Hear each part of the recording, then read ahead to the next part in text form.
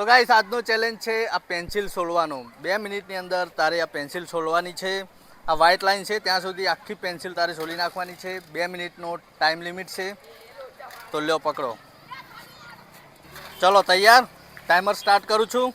ચલો 2 મિનિટની અંદર આખી પેન્સિલ છોડી નાખવાની છે। જો તમે છોડી નાખશો તો તમને મળશે 100 रुपया इनाम।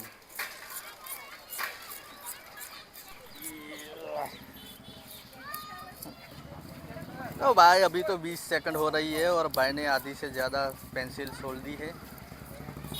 भाई काफ़ी लोग कमेंट कर रहे हैं कि आप हिंदी, इंग्लिश, गुजराती सब मिक्स बोलते हैं, तो भाई हमको आवड़ता नहीं ना। हजी तो 32 सेकंड ज थई छे અને ભાઈએ ઘણી બધી पेंसिल छोड़ी नाखी।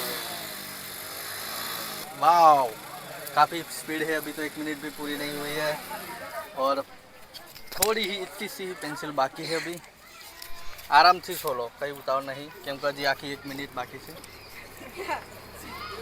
1 minute 8 second, 9 second, 10 second, 1 minute 15 second. भाई में फुल ताकत है और स्पीड भी काफ़ी है। तो भाई ने अभी तो 1.5 मिनट भी नहीं हुई है और पूरी पेंसिल छोड़ दी है। हिंदी गुजराती मिक्स बोलेंगे हम।